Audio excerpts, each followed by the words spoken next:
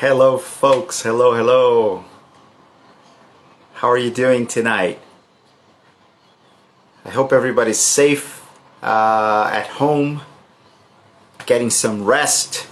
And I'm just waiting for my buddy Rudy Mattiello. There he is. So we can start another episode of Shop. It's been a while, right? So let's wait for Rudy. There he is. What's up, man? Hey, what's up, guys? Whoa, Yeah, I'm kind of good. dark. You are Well, kind of dark, actually. Yeah. That's cool. I'm the bright side. You're the dark side. Yeah, yeah, you're Marvel. You're Marvel. I'm DC.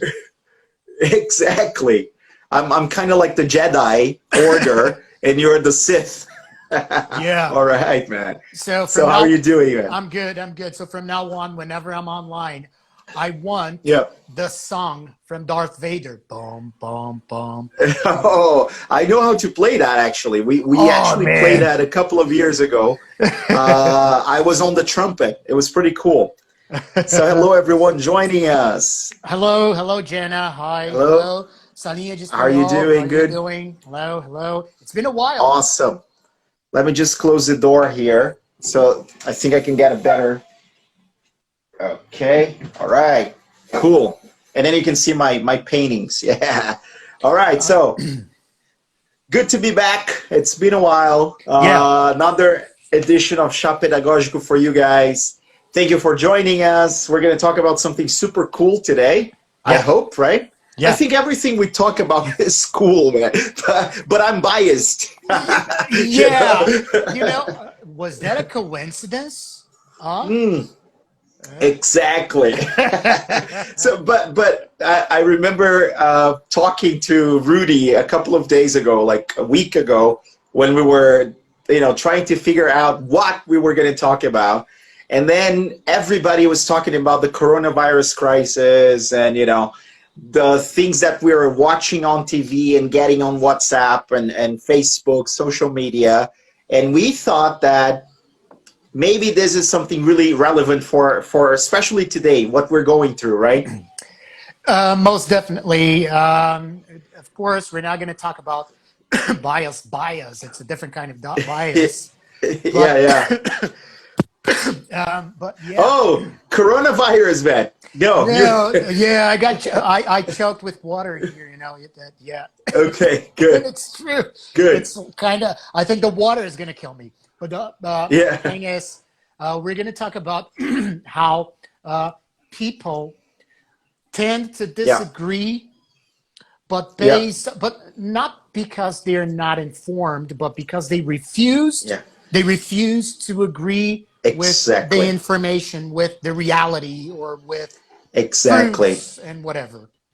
Yeah, I mean, this is something that all of us are prone to doing, actually, because this is how the brain works. Hmm. But this is something that is really concerning most people nowadays because of the amount of information that we have and fake news, and even with the real news, people, they refuse to believe, like Rudy said, because they have something that is very well documented, known in psychology, called cognitive bias, right? Hmm. So I think maybe we should start with the definition, very short description of what a bias is, because most people do it in a very unconscious way.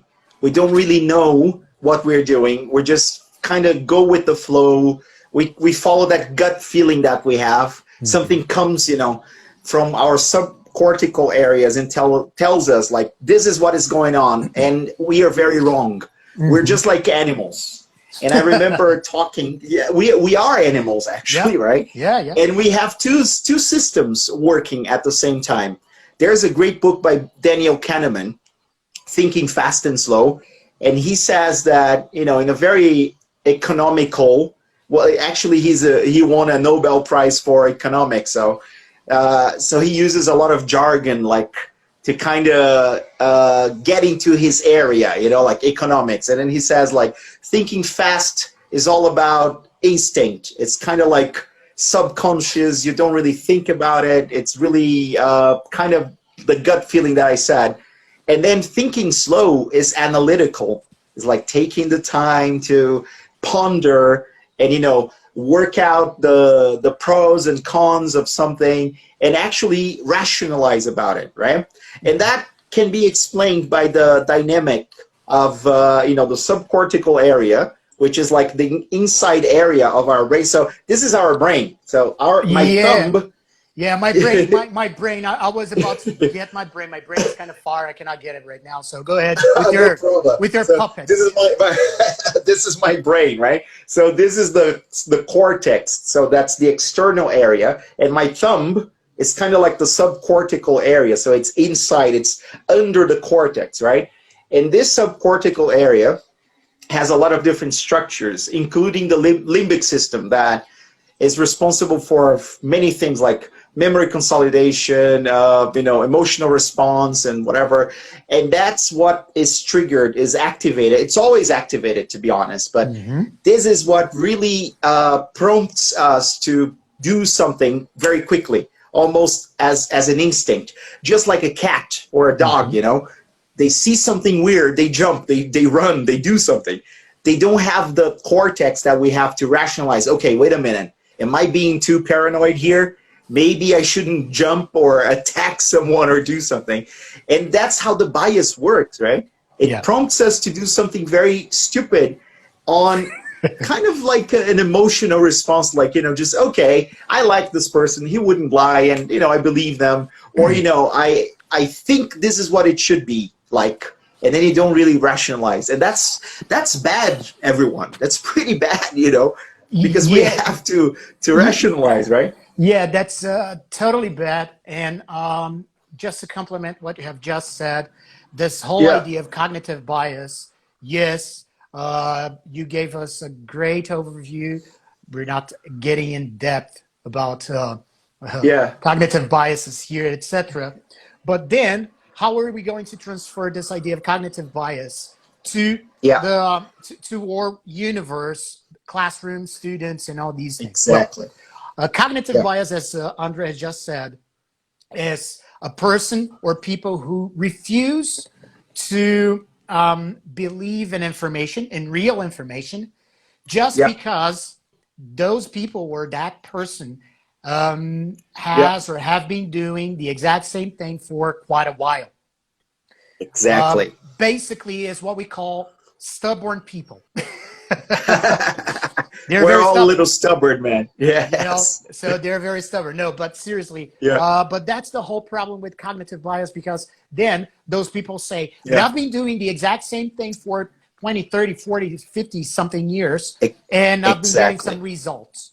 Those people must be getting very nice results, but they don't realize that they could be getting better results.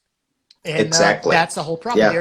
They're not getting the best out of the whole situation, or they're not getting the best of the whole scenario.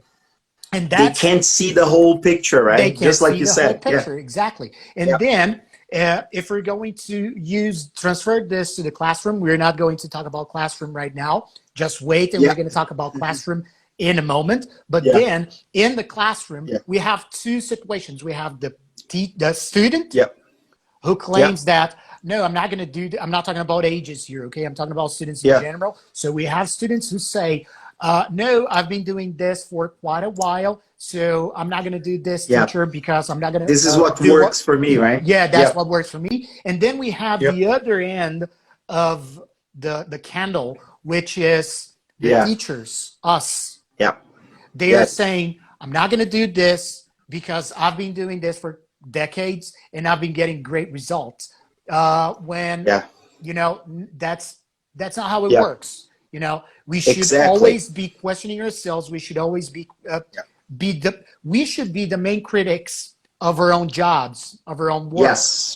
Because then we're going to be able to minimize the possibility of cognitive bias, because we all have cognitive biases. We do. You know, it's not something that bad people only bad people do, only bad professionals. No, we all have that. And you know what's really scary about this cognitive bias thing is that we don't just have one. Actually, I prepared a presentation for the Federal University here a couple of months ago, and I was doing some research, and there is a codex that was powered by Wikipedia and some psychologists, an artist, and so there's a codex with a lot of different biases, and there are like 200 of them.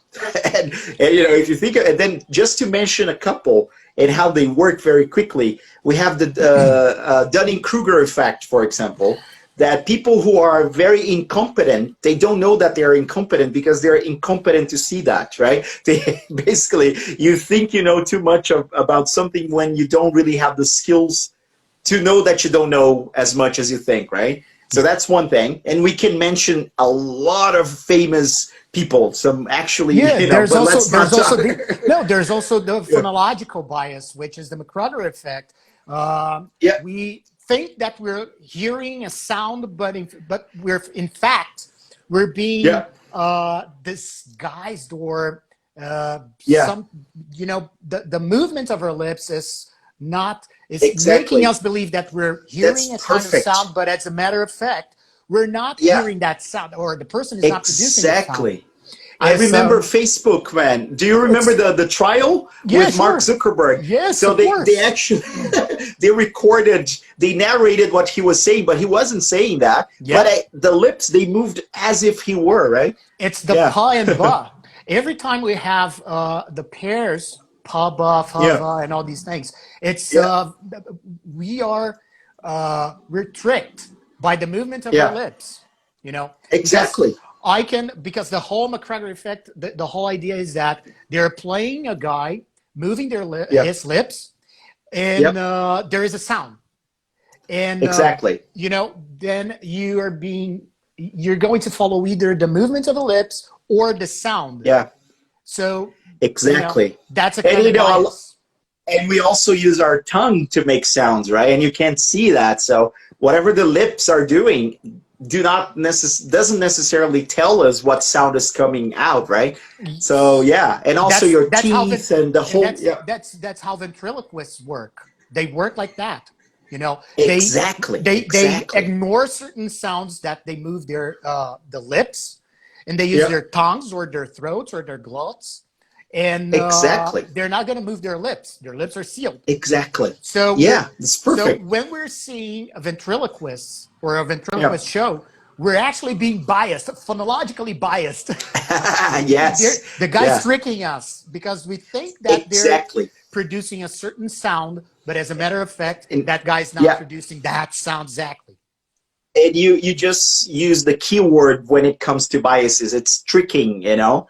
Somebody's deceiving us. They're fooling, you know, us, and that's the thing. And then I mentioned the Dunning-Kruger effect. I can also mention confirmation bias, for example. So whenever we're trying to find arguments to support something we believe in, we're going to favor the arguments that support what we believe in, right? So when people come with you know, stuff that goes against what we believe in, then we have the backfire effect. We might believe so deeply in whatever we believe in that you know, opposite, contrary arguments are actually going to reinforce what we believe in, right? So this will cause some cognitive dissonance, right? And this is how we get manipulated very easily. How, you know, if you go to a sales convention, for example, or coaching or whatever, some religions will use this technique as well. It's the emotional aspect of you know, the event that will make you believe whatever they're trying to sell, and then you feel good, and your brain actually mistakes this feeling good with the desire, the wish to buy something or to do something, right? That's why you get so motivated. So you can get motivated just by jumping around. So if you want to start, guys, if you want to try it out, just stand up, start jumping around, and then try to make a decision. You're going to have that dopamine rush that's going to bias your brain. And then my professor, quick story. My professor, Paul Howard Jones, used to say, if you want someone to fall in love with you, ask them to meet you at a high place. So the rush they get from, you know, scaling or going up, is going to be mistaken, you know, for like, ooh, I'm feeling good with this guy or this girl here. And you know what? I don't know. For those who don't know me personally, I really like sports. I really like to exercise and all these things, and I really like to go street running. Unfortunately, during this social distancing, I'm not being able to street run anymore. But it's hard because when you go street running, you have to take decisions like crossing or not the street. And when we're tired, man, that's hard. It is hard. It is hard. You look at the cars and you think, no, I can do it. Oh, no, I can't do it. I can do it. Okay, I can do it. That's the dopamine speaking, man. So that's very hard. But you mentioned manipulation. And this is really important in cognitive bias, especially when we talk about the discourse of people. When we talk about the discourse, there is, it might sound cheesy, but the words have power. The whole core of pragmatics is that words have power. And most definitely. And for instance, I gave you this example as we were having this meeting to discuss what we're going to talk about the next episode and etc. If I have a man, a boyfriend and a girlfriend in front of me, and I say, okay, guys, so from now on, you're married. I don't have that power. I don't have the power to marry people. My words don't have the same power as a minister, for example. A minister, a priest, or whatever religious leader we're talking about here. They have the power using the exact same words.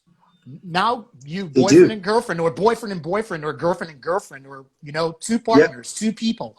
Whenever that person says you're married, then those words have the power, you know. And when you say manipulation, if we're talking, if we have specialists, if we have experts, and if we have people who actually understand what they're talking about, there's power. It's inherent in those words. We cannot extract the power from those words. It's like if I give it's different from opinion. For example, if I can give my opinion on I don't know, quantum physics, quantum mechanics, or electronics, or information technology. Why? Because I read and I like these things, but I'm not an expert. It's different, for example, if an engineer, or an actual engineer, talks about these things. It's different, for example, let's suppose that I use Sheldon Cooper all the time because I really like the show. But it's different, for example, if I had a Sheldon Cooper here talking about quantum mechanics or quantum physics, because he's an expert. So whatever Neil deGrasse Tyson, I'm a huge fan. Neil deGrasse Tyson, an astrophysicist. Exactly. You know, so whenever those people say something about quantum mechanics or quantum physics or whatever subject related to physics, there's power involved in that. And we as teachers, when we're teaching a different language or languages in general, we also have that power. We have the power, for example, to create the whole meaning of our students. Our students are going. We've talked about meaning creation here a couple of episodes ago. Several episodes. Many. Actually, we've been talking about this. You know, we always end up talking about meaning formation. Definitely. Because it's so important, right? And it's kind of like my specialization. So when we talk about meaning formation, we have this power. And we have to be careful with this power because we're not going to impose this power. We're not going to say to our students, look, I'm the teacher, you're the students. You know? We're not Mr. T here. I don't know if you guys remember Mr. T from the Fool! You fool! You fool! I remember, Go, you fool! We're getting old, you know. If you guys are if you're younger than 30 years old, you're not going to remember the A-Team or Mr. T, but you're not going to impose that. This comes naturally, okay? Remember Hulk Hogan? Hulk Hogan. Dude, we are getting old. We are getting old. But if you don't know who the A-Team is or was, who Mr. T is or Hulk Hogan is, Google these guys and you're going to see how famous they were, okay? But that's you're the gonna whole see point. the power of words. Yeah. So Yeah. that's the whole thing with the pragmatics or Yeah. the power, the Yeah. pragmatics of cognitive bias, or actually how Definitely. cognitive bias influence the pragmatics, the words. Yeah, and you mentioned something very important, that is the authority figure that we are as teachers, and actually how authority figures exert power on people, right? Because if you go back and you look at some very shady psychological experiments in the 1950s and 60s and 70s, like, those, Ivy League guys, they were pretty, They were messed dark. up anyway. They were They were dark. dark. Darker We than can't I get am right now. we can't get approval for stuff like that anymore, like ethical approval. But to mention two experiments, there was one in 1961. I think it was Yale University. So Ivy League. Those guys are super, brainiacs and everything. And this guy, Milgram was his last name. So he decided to test how much power we can exert, when we are an authority figure. Like, will people listen to us, obey us because we have a certain expertise? And then he got an actor with a lab coat, like the white scrubs that doctors wear, right? And a tie, so the guy looked nice and everything. And then he brought some people in for an experiment, and they just said that you're going to have to manipulate a machine or something like that. And then there was another actor in a room, and he was kind of, there were a lot of wires all over this guy, kind of like he was sitting on a chair, and he was, you couldn't really see the guy, so he just described the guy to the subjects of the experiment, and they had this shock machine that you could actually just discharge electric shocks, and the guy would feel the shocks, of course, right? They could only hear the guy. And the machine said very clearly that, there was a very small electric shock voltage, and then, medium, and then finally very high voltage. And there was something like, we don't know what's going to happen if you cross the line or whatever, something like that. And then this guy, the actor, would keep saying, like, the experiment must go on. And then the guy would start screaming, like, ah, every time they turn the knob, like, ah, And then most people, this is weird, most people, like 90% or 80% of the people actually killed the guy. I mean, they would have killed a person if it was a real situation, right? Yeah, that was Only a one guy simulation, stopped, guys. right? That was Yeah. a simulation. They It haven't was a killed simulation. anyone. Nobody got killed, right? But some 2 or 3 guys actually stopped and say, "I'm not going to continue that. You have to continue. That's for the good of science. The experiment must go on and whatever." So he had a script. He didn't want to use other words, so he basically memorized 3 or 4 lines. And they said, "It must go on. It must go on. You have to do it, whatever." And then they did it because I'm here. It's Yale. There is a guy who dresses like somebody who knows what they're talking about. Yeah. He's wearing a white coat, right? So I have to do what this guy says. And the other one was at Stanford 10 years later with a guy who actually won a bunch of prizes. His name is Philip Zimbardo, and it's known as the Stanford Prison Experiment. So basically they got 2 groups of people. They had never seen each other ever, and then they set up the basement of Stanford to look like a prison, right? So they actually built cells and stuff like that. And then they just assigned different roles randomly to people, like, you're going to be the guard, you're going to be the inmate, the prisoner, you're going to be the guard, whatever. They had never seen each other. And then after a couple of days, because they were actually there, they had to pretend that they were the guard or the inmate. After a couple of days, they started acting like they were. So the guards started acting, they were very mean to the inmates, and they actually used verbal aggression all the time. So they were, patronizing everyone. They were not listening to what they wanted. And then the guys who were playing the inmates, they actually felt kind of subjugated, right?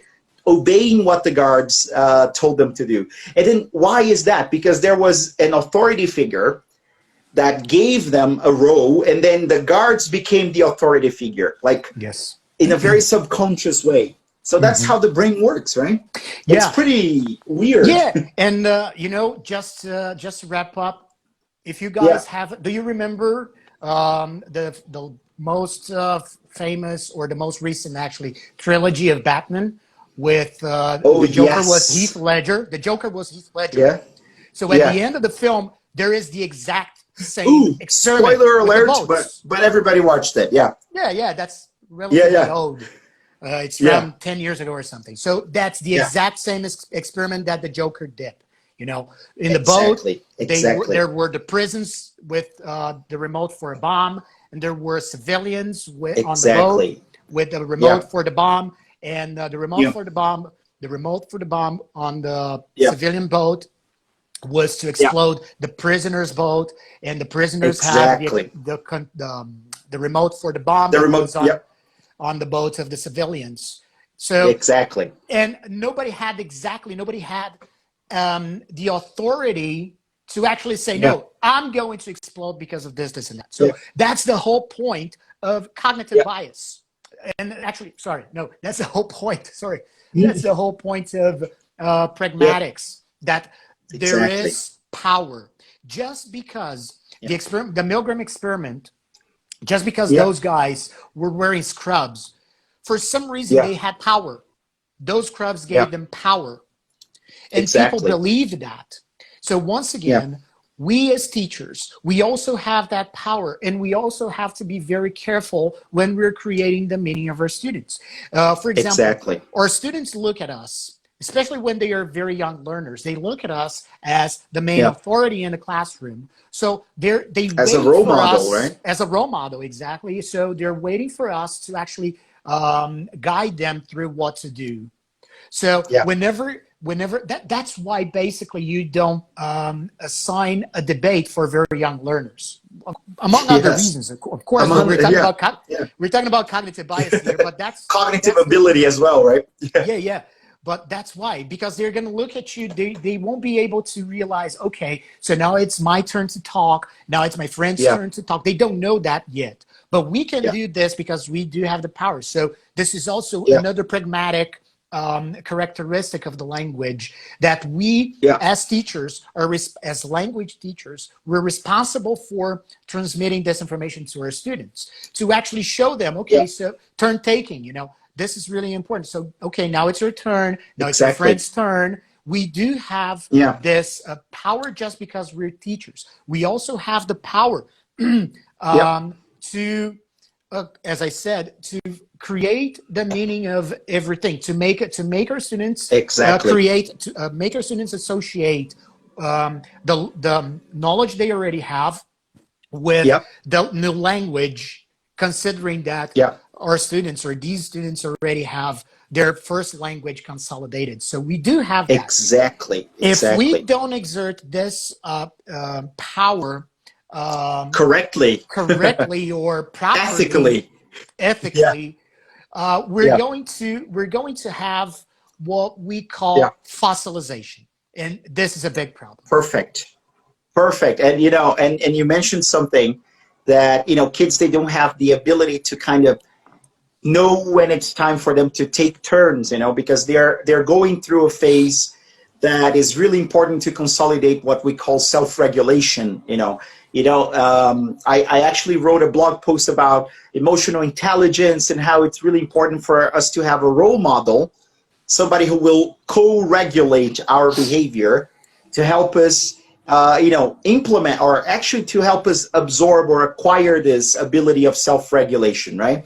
And this is something that, again, we need somebody to be there presently, to be, telling us what to do. And this person has the power to shape our behavior, to shape some of our attitudes, right? So it could be the main caregiver, could be the mom, the dad, and also the teacher, right? Yeah. To tell us what to think, how to think it, and what something means, right? So the power of the word, again, the pen is mightier than the sword, right? So words create meaning, they create reality. And then if you tell kids that this should mean that, and that's wrong, and then that becomes fossilized. So you create a habit in the brain, and it's so hard to break that, man. So you're going to talk about fossilization, but so to give you a cue to start talking about it, if you create a habit in the brain, there is a whole biological process involved. You know, it's kind of like moving into a new apartment, right? So you get all your furniture from the moving truck, for example, and you put everything outside the door. There's a hallway, and then when you're moving stuff in, you're finding a place to put the stuff, right? That's kind of like fossilization, like memory consolidation. So you keep everything in the front part of the brain that's outside the door. That's your working memory. And as you are making things more automatic, so you're automatizing things, you're just moving stuff in, and then you're selecting a place to put all the stuff, right?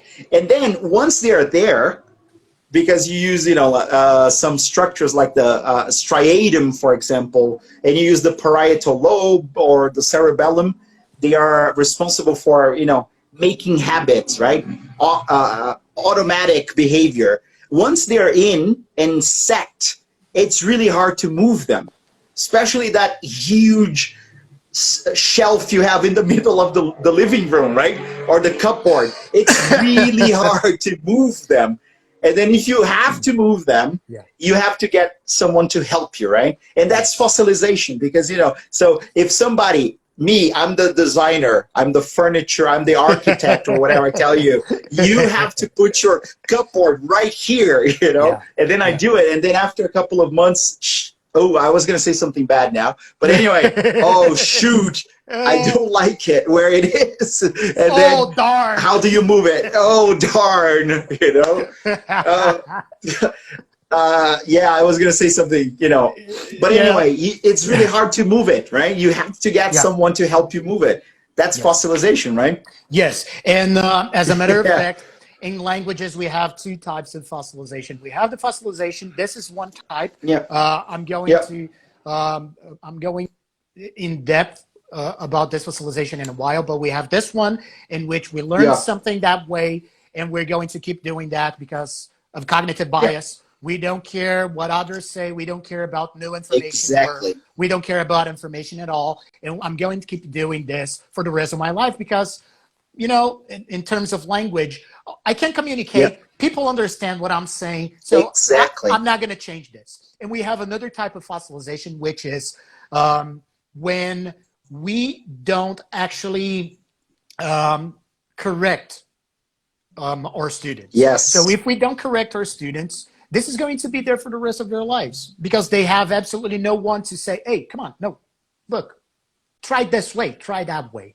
So the first type of fossilization, which is the most important out here because it's related to cognitive bias, it's exactly what we're talking about, which is I'm not going to change the way I speak because it's just communication. I do business. I've been doing business for 20-something years, and they understand, and that's cool. Or I know that a great friend of mine has just joined, and he is an airplane pilot.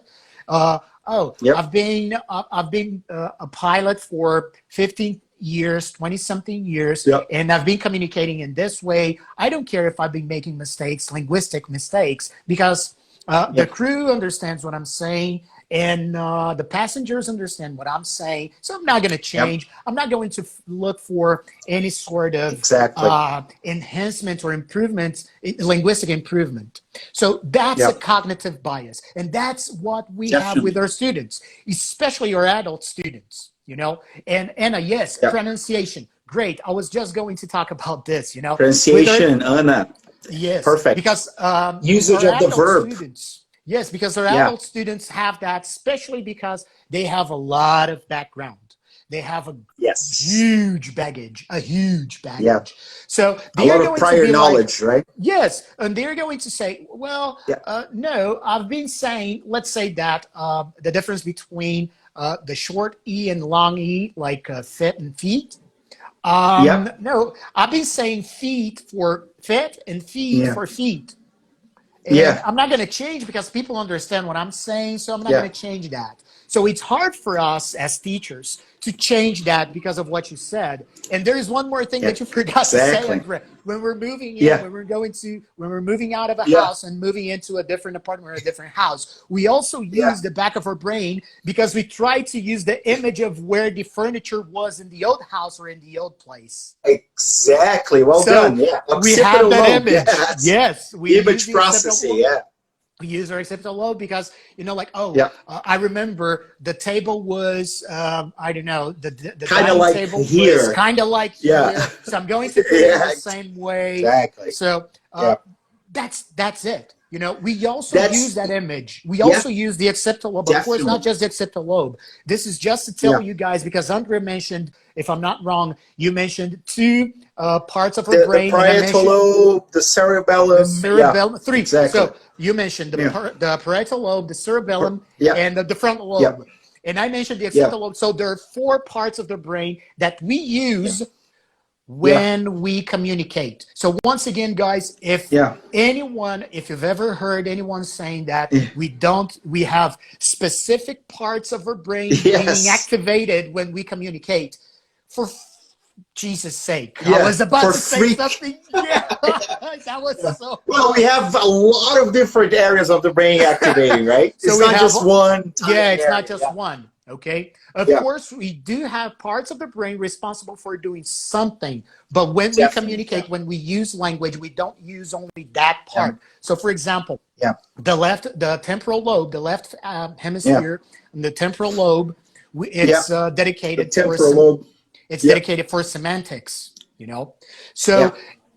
Whenever we're communicating, you guys are watching us, and please don't forget, this is going to be on Spotify as soon as we have the time. Actually, we do have some time. We've been doing a lot of work. I think we're working more now than before, right? With the whole crisis. We've been working a lot here, but it's going to be on Spotify. So if you missed or if you have just arrived and you want to watch or listen to us, it's going to be on Spotify and on IGTV on ADC Rocks here on Instagram. Okay, so for you guys that are watching us or listening to us,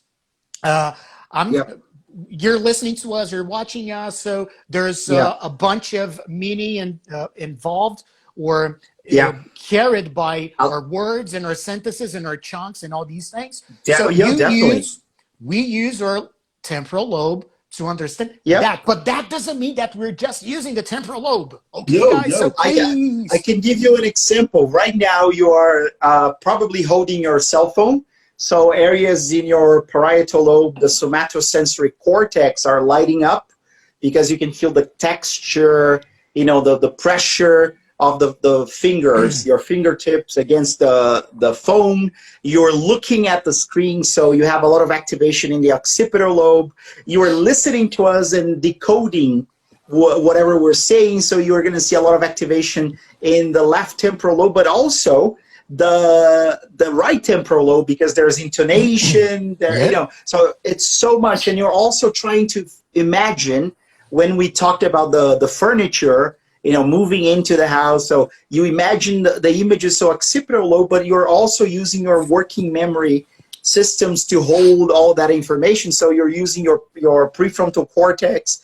It's a lot, guys. And you're feeling something, right? You know, there's an emotional response. So you're using your amygdala. That's a subcortical structure. So you know what? There isn't a one specific area in the brain that does one thing. Everything we do involves a lot of different areas in the brain, okay? And we don't only use 10% of our brain, so stop saying that.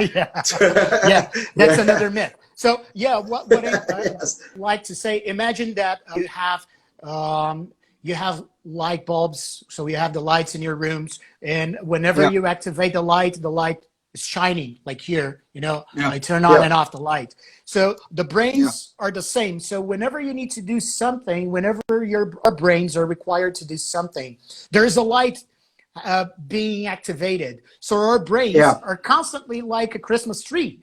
You know, a lot of lights shining all the time because we're not just doing one thing. even if we think that we're doing one I like the thing, analogy. it's never one thing. Christmas tree. You know, I like that. It's like a Christmas tree. I like that. And we also use like a fireworks display, like, you know, a bunch of lights coming different colors, and cool. So and you mentioned, man, just to, you know, you mentioned pragmatics and fossilization and everything. And I feel like a lot of, you know, for anything that we do, it's really important for us to start right, you know, to kind of, you know, get into whatever we're doing in the right way, because that's why a couple of years after, a couple of months after, when you have acquired that and stored in your cerebellum or your parietal lobe or whatever, it has become a habit. It's really hard to change, to break the habit, right? And like you, some people gave examples of stuff that our students, they use wrong, right? Because they started learning it the wrong way and nobody corrected them, and they just kept kind of, you know, carrying all over till the point that, you know, you became their teacher and you realize, oh, they have a fossilized, you know, structure that we have to take care of. But then you realize that it's so hard to make it right, isn't it?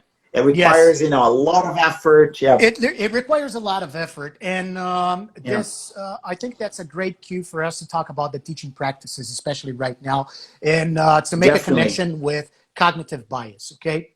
Yeah.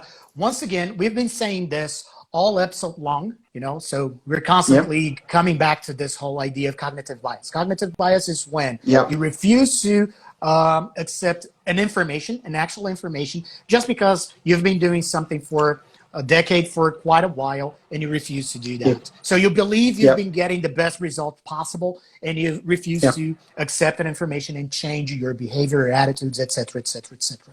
So we as teachers, when we see, for example, a student that has this kind of profile, like, oh, I've been communicating like this for quite a while. I've been using these words for quite a while. So why do I have to change? Why do I need to improve my English? We have to start, we analyze that, and then we need to find different ways to make our students accept this new information. You know, and that's tricky, man. That's tricky. That's very hard, because we have to get out of our comfort zone in order to find different ways. So we have to think outside the box to find different ways.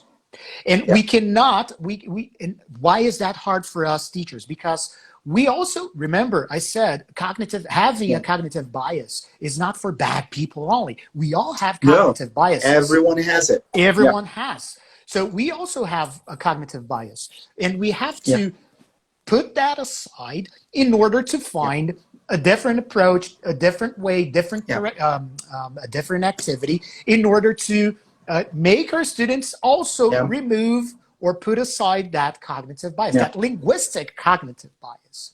And that sometimes is really difficult, because, again, it is difficult. We say, oh, I've been using... Just one example, okay? A random example here. I've been using, for instance, a smart board for the last 5 years, and I've been getting the best results possible. And then, okay, but nowadays, maybe we have different resources. We have resources other than just a smart board. So maybe a smart board for a student is not that effective anymore, because it's not new anymore. It's old news. Exactly. So we have to change that. We have to accept that.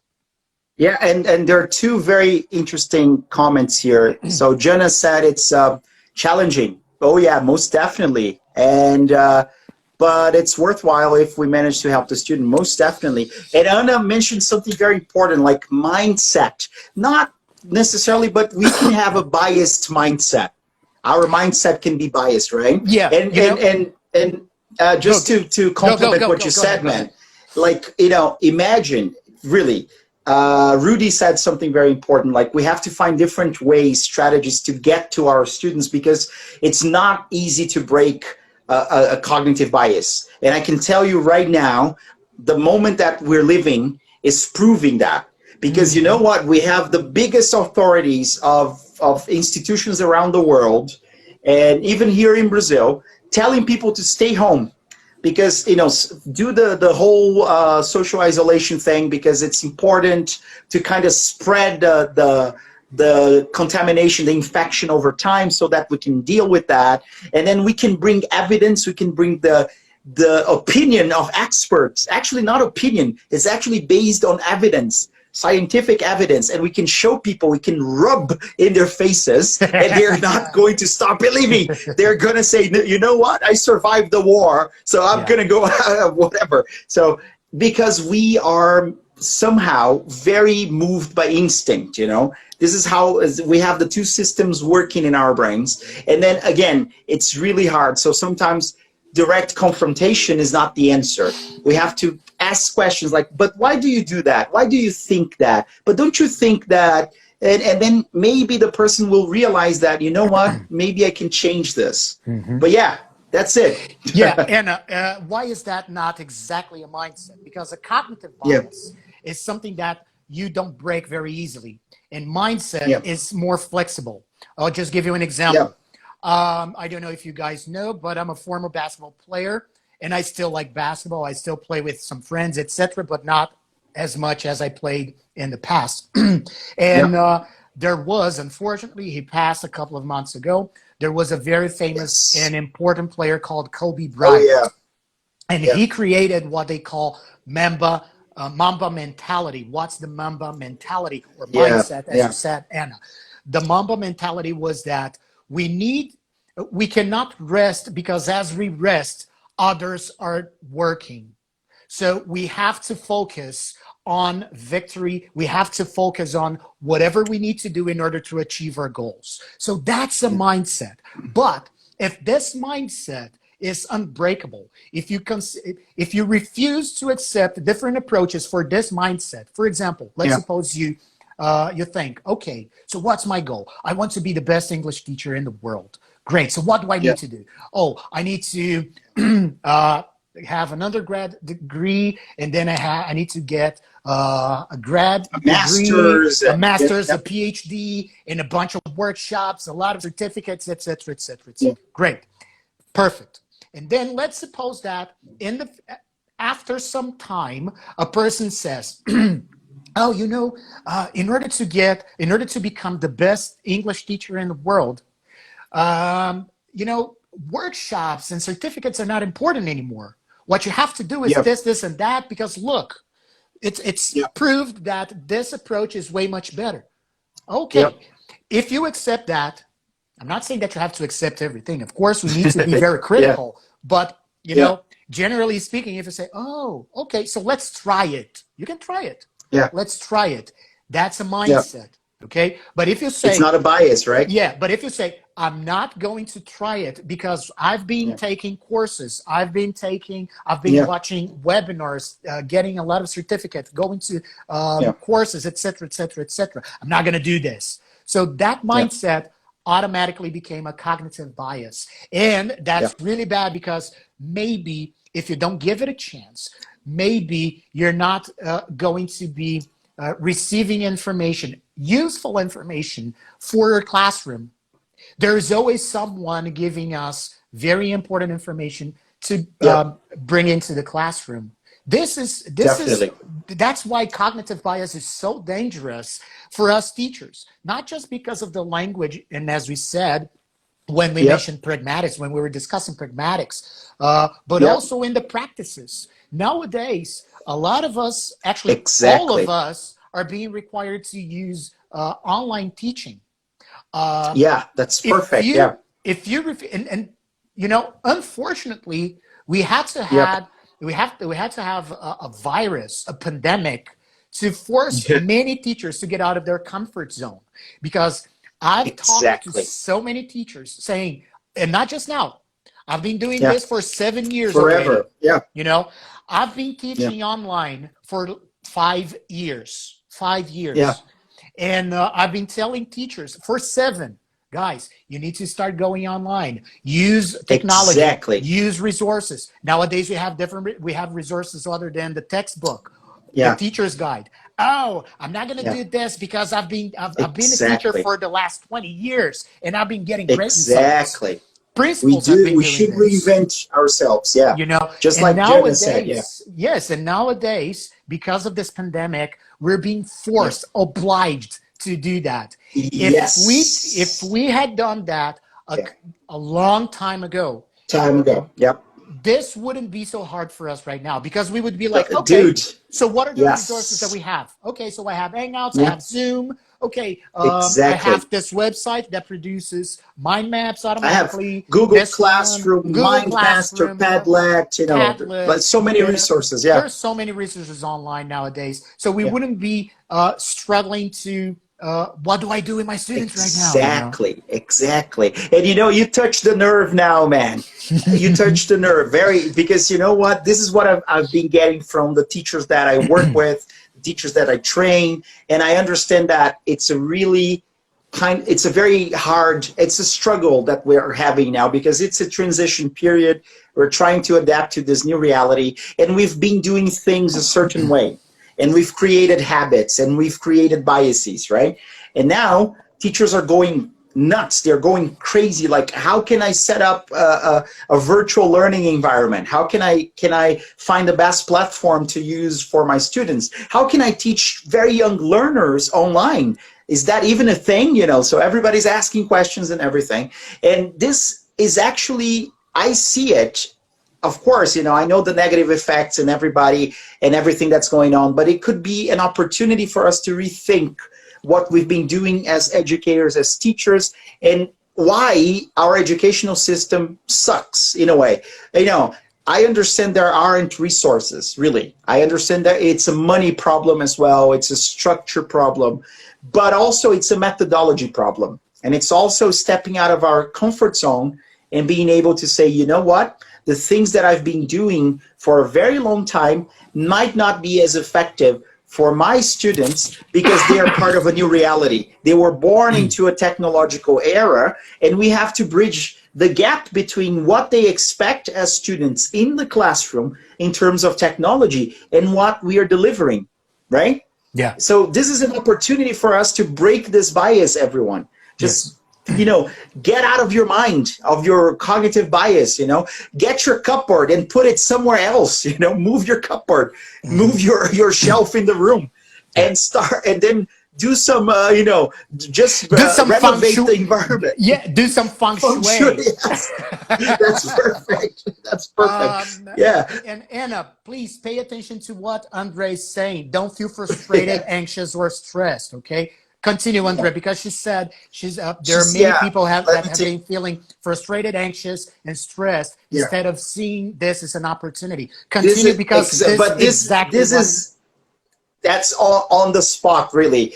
And why are we feeling anxious and stressed? Because this is how the brain works when we're faced with a new situation.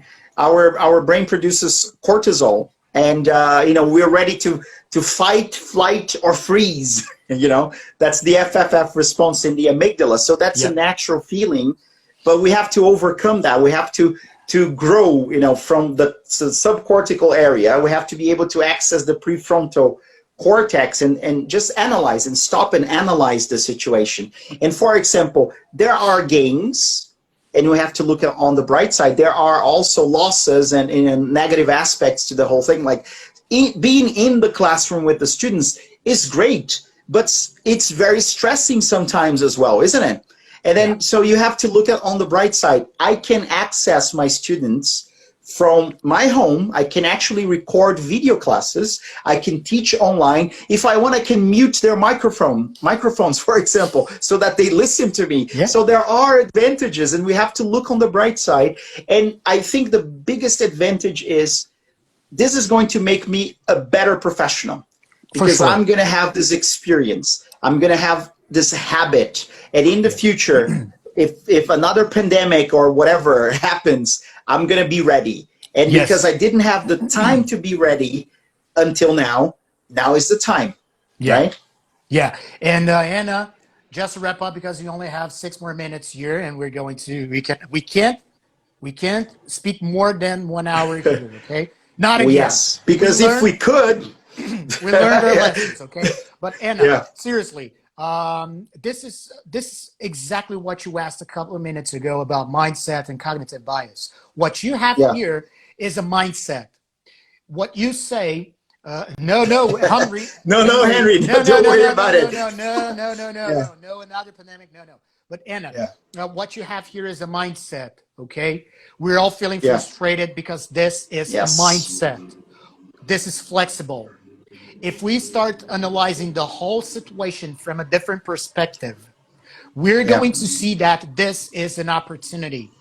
Unfortunately, it's not like the best Jenna case. Said, yes. It's not the best case scenario for an opportunity. What was the opportunity? For example, I mentioned that I've been teaching online for the last 5 years, since when I moved to Scotland for my master's degree. When I was doing my master's degree in Scotland in 2012 and 2013, I started teaching online. So it's been quite a while.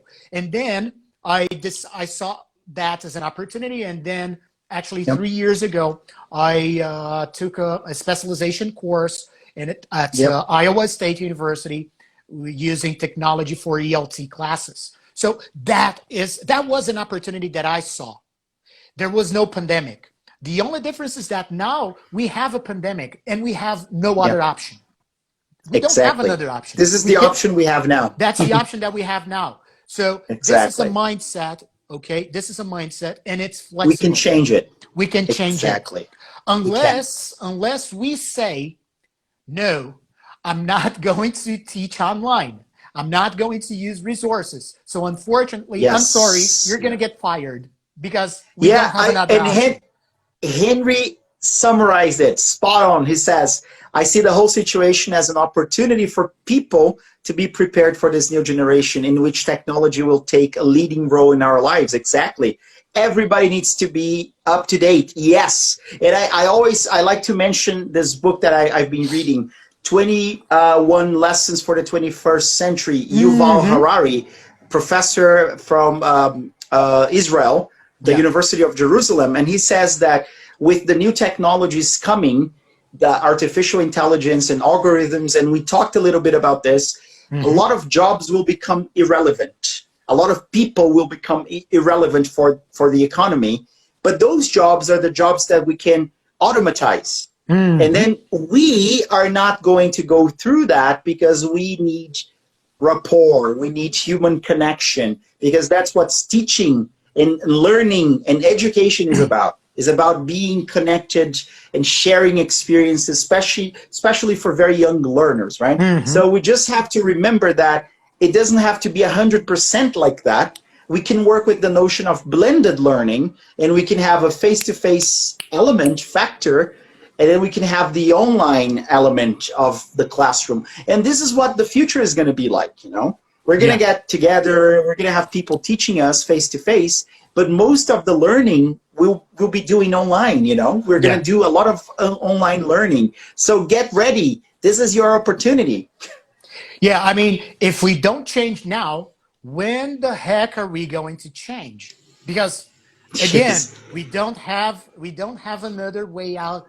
We have a pandemic. We cannot go to the classroom. We cannot go to schools anymore. So we need to use that. And that's going to force companies, because Henry said 5G is right on the corner. Yes, 5G is right around the corner. But not only this. For instance, because we've been teaching online, this is going to force internet companies, mobile companies to improve their jobs and their services, because we know that mobile connection sucks here in Brazil. We know that internet connection sucks in Brazil. So this is going to make them okay. So we need to make this faster. We need to improve our services as well. So we only have 1 more minute. Yeah, so basically the whole pandemic thing is going to make a lot of people revisit their biases, you know? They're going to have to rethink a lot of things, and hopefully this is going to start a positive movement, you know? If we can look on the bright side of this whole thing, maybe the bright side is this is the time for us to reinvent ourselves and become better professionals and become more human, even though we are apart, right? Because we're getting together, we're connecting to share resources, and this is wonderful. This is something that we can do through technology. So technology as a means, not as an end in itself, not using technology for the sake of technology, but using technology to achieve a goal. And we have 30 seconds now. So guys, I guess we have to say thank you so much. If you have just arrived, this episode of Shop Pedagógico is going to be on IGTV, on EDC Rocks, and I'm going to upload it to Spotify. So guys, go to Spotify, look for Mattiello Consultoria or Shop Pedagógico on Spotify. It's going to be there as a 5 seconds. Thank you so much. Bye, everyone.